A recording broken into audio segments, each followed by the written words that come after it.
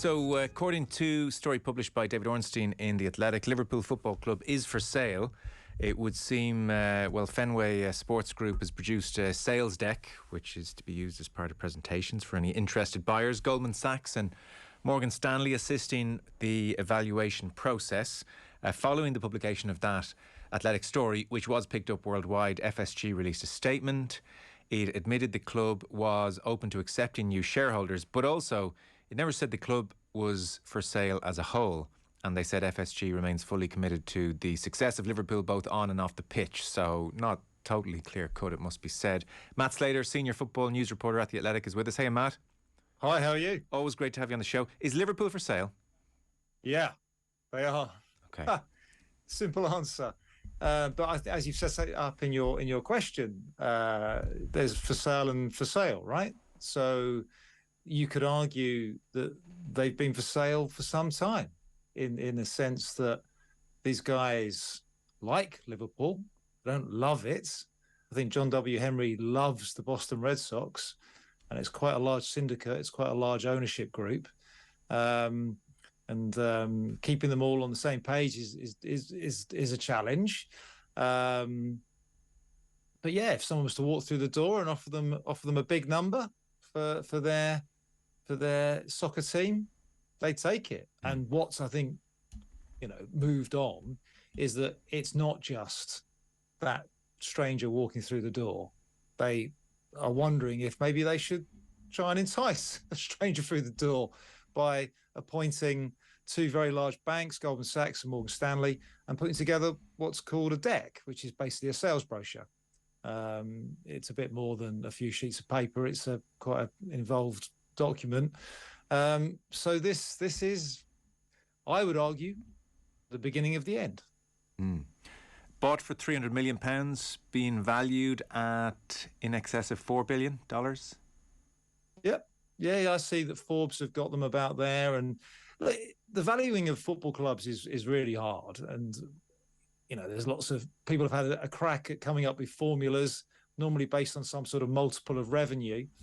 But so much of it is benchmarking. You just kind of look around at your peer group, you look at what the last club went for, and you sort of think, well, are we bigger? Are we smaller? Has the market moved on a bit? Where's the next TV deal coming? How are we positioned globally? So the last obvious one is Chelsea, and that was $2.5 billion. Now, that was perceived to be pretty good for Chelsea, given how far they'd come in 20 years with Abramovich's money, challenges around their stadium, the fact they've been a loss-making club basically under him, not every year, but by and large he'd sunk a lot of money into that club. And people will, I think most neutrals, I imagine there's some Chelsea fans will be telling me what am I on about, that Liverpool are a bigger club with a bigger global fan base. Mm-hmm. They're not in London. Okay, that there's a London premium, but their stadium, I think Liverpool Stadium is in better shape. But then there are swings and roundabouts there as well, in that you can charge a lot more for tickets in London. You can certainly charge a lot more for boxes in London. So, and you get that kind of football tourist in London. You get them at Liverpool too. So look, I think there are kind of, the swings and roundabouts with how you value Liverpool against Chelsea. From what I hear today, Liverpool would be a little bit more than Chelsea. 3 billion quid, 3.5 billion. That I think is where this might land. And then of course, are they selling all of Liverpool? So that's the other thing. That these whispers have been out there for a while. They Fenway Sports Group sold 11% of the business 19-20 months ago to Redbird Capital. That, of course, was the whole business. Of course, Fenway Sports Group also own the Boston Red Sox, and they own a TV network in Northeast US. With that money, they then went out and bought an NHL team, the Pittsburgh Penguins. So that valued the business at more like $500 million. But of course, that was for the Red Sox and the Penguins too. So, The rationale as to why now is quite interesting. Now, if you know why John Henry and FSG are selling for sure, then please interrupt me. But so if you don't, some of the theories range from, for instance, a text from a listener, John. Interest rates were low for the last 10 years. No money to be made in cash. Now rates are rising. Cash is about to be king again. Hence FSG looking to offload, says one texter. Another point which has been made is that having really, Matt, you would have to say, almost run this club as efficiently and well as it could possibly be run. Still Manchester City and their gazillions have trumped Liverpool, and so there's a sense of, well, we're just going to have to see the writings on the wall here. Or even, billionaires are not in the habit of making grovelling apologies to fan bases, and the fallout from the European Super League left a mark which never quite faded. What's your sense of why now? Well, I quite like those theories. I'm going to run through them and why. There's bits of them that I like and bits that I don't. So the interest rate one is interesting. That was no pun intended there, sorry. But in many ways, the sort of sensible money is that now is not the time to sell, right? That maybe they should have sold a year ago, towards the top of the cycle. Now is not a great time to sell because money's getting more expensive, and we're possibly entering, well, it looks like we are in a global recession. So perhaps not a great time to sell. Maybe you want to hold. Or you sell a stake to sort of, help yourself out, get, cash and chips in. The grovelling apology thing, I think they got through that. And I think Liverpool fans have been quite forgiving because of the success, because of the fact that Fenway Sports Group as owners have made capital investments, not just in the training grounds, but actually in the stadium as well. And I was there last week. And, you can see the work going on at the Anfield Road end already. The sort of steel framework is there. So, they've put their money where their mouth is. I mean, maybe not as much as Liverpool fans, but how do you satisfy football fans these days? There's always another player you can buy. So I think the grovelling apology thing, I'm not so sure about.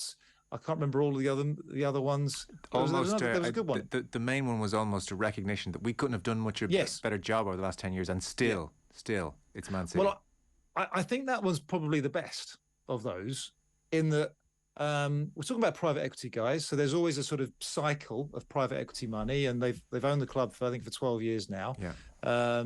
They've had so you think when Klopp came, that was 2015. So sort of 7 years. That's a bit of a natural private equity cycle right there. They bought them they were a distressed asset. The Liverpool were in real trouble when they bought them. Hicks and Gillette, the previous American owners, had almost driven them off a cliff. So they've taken them from 300 million to, we were talking about 3 billion, weren't we? So there's a massive return on investment there. Is this a good time? So I think that cycle, that sort of sense of, well, we tried the European Super League, that got slammed. Yeah. That was the sort of kind of really kind of take us to that next step. How much bigger can we get? The team obviously needs a bit of a refresh. We're still spending money at the stadium. That takes it to 61,000. Could it get much bigger? How much more can we charge for tickets in Liverpool? Those questions, I think, make sense. But then on the flip side, you look at valuations for sports franchise, particularly the really, really big ones on both sides of the Atlantic. They're still climbing. And whilst you and I might be heading into a recession, the thing is, they're not making that many more really, really famous sports teams. They're certainly not in the States. There's a finite number there. There's a finite number of the really, really stellar names in European football, but they are still making billionaires. The billionaire class is still doing quite well. So these guys, and particularly for this sort of group of clubs that have genuine global appeal. So, the fashion at the moment is US. That's where the money is. Not that long ago, it was oligarchs and Chinese and sovereign wealth funds. They're out there. They are out there for clubs like Liverpool. There will always be suitors. So I've talked myself now into this is an amazing idea. And, yes. But I think there are still lots of questions about this. But people will want to buy Liverpool, even at that high number. Which raises then the very interesting question as to who might be allowed to buy Liverpool. The Wild West quality to Premier League takeovers, I think, maybe has come to an end given the outcry after Newcastle. So, say there's Chinese money interested. I'm trying to think of what petrostates are still without a football club. and presumably there'll be plenty of American investment funds interested. Will a petrostate with a dodgy human rights record be allowed to take over Liverpool? Well, that's a really good question. So my hunch would be, or if I was to think about this first, and I have been, in what order I would go, I'd look at the losers from the Chelsea process, and anyone else that was kind of mentioned in that, because those are your rich American groups who have said, yeah, I quite like an EPL team. So Harris Blitzer, of course, already owned shares at Crystal Palace. Pagliuca, Steve Pagliuca, who's the guy that owns the Boston Celtics. I think there's quite a lot of parallels there, Celtics, Liverpool, in terms of the franchises. And he knows some guys in the FSG group. Ricketts, the guys that own the Chicago Cubs. Woody Johnson that owns the New York Jets. There are these names that keep coming up. That they are, if it's Spurs, was it Chelsea, the next club that comes up in the Premier League, these are the guys you want to be phoning. So I think park those for a bit. Sovereign wealth funds. Well, Bahrain has been mooted. Perhaps another one in the UAE, so Dubai. Of course, Dubai did have a look at Liverpool a few years ago. I'm not sure. I think think about Liverpool, of course, is the fan base, and how they would take that sort of ownership, particularly as they have become quite vocal and they've set themselves almost against Newcastle and Man City. So that would require a bit of a handbrake turn on the part of the whole club, really, culturally. So I'm intrigued to see if that was to come to pass. I don't know. It doesn't seem a great fit to me. No. China, forget China for a bit. They are totally focused on China. Chinese money is not interested in spending money outside of China at the moment. So I think it's America, unless there's another very, very wealthy Asian buyer out there. And like I said, Liverpool are very attractive, and Liverpool, a bit like Man United, have been very, very popular around the world for a long time. So that means billionaires who tend to be sort of 60, 70 years of age like Liverpool. Yeah. It is going to be interesting what reception the new buyer gets from fans, because the American investment group, while politically they may be more acceptable, they do come front and centre with the message that we're here to make money and we don't have any emotional attachment to your club. Were Bahrain to turn up with gazillions and say, we are going to turn you guys into the Harlem Globetrotters? I think it's such an interesting question. Liverpool fans have had a certain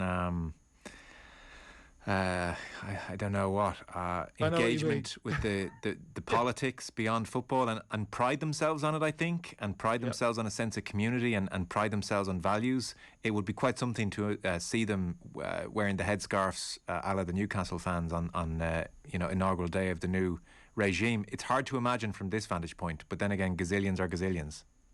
Indeed. Look, no, Newcastle's a left-leaning city too. Liverpool's famous sort of trade unions. Of course, there's a Spirit Shankly. It does seem a weird cultural fit to me. And I think one of the things about Newcastle, of course, is that it was very much an opposition to the previous owner. Yeah. They hated Ashley so much, and the entire city and region felt a bit left behind and ignored. Similar arguments in Liverpool, of course, but Fenway Sports Group have been pretty good owners, so there isn't this sort of like we've been ignored, we've been badly run, we're just looking for a saviour. I don't think Liverpool fans, I wouldn't have much time for them if that's what they were saying, frankly, as a neutral here, and they're not. So fine. So I agree with what you're saying. I just sense this is Americans selling to Americans. I know it's a bit easy. Yeah. They've hired Goldman Sachs, Morgan Stanley. I just think that's where this is going. They sold a stake to Redbird. Jerry Cardinale is another guy based on the East Coast, only 19, 20 months ago. I think we're talking about that. I think it's a sort of another Chelsea process. Yeah. But of course there was some very unique things about the Chelsea process in that there was a genuine deadline. This I think could take a little bit longer. Okay. Listen, Matt, brilliant. Great to get your analysis and all that. Thanks so much. You're welcome. Cheers. Matt Slater there from The Athletic.